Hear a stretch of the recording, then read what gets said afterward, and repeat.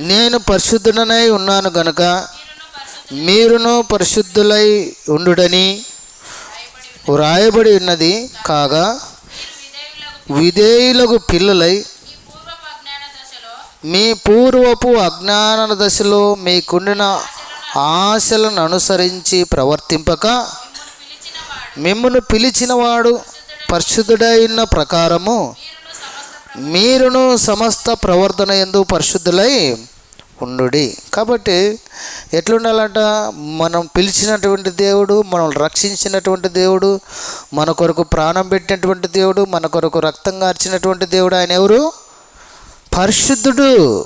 పరిశుద్ధుడు కనుక ఆయన పిలిచిన దేవుడు, రక్షించుకున్న దేవుడు, సంఘములో చేర్చినటువంటి దేవుడు. కనుక సమస్త ప్రవర్తన యందు మీరు కూడా పరిశుద్ధులై ఉంటే మీ మార్గాన్ని మీరు చక్కగా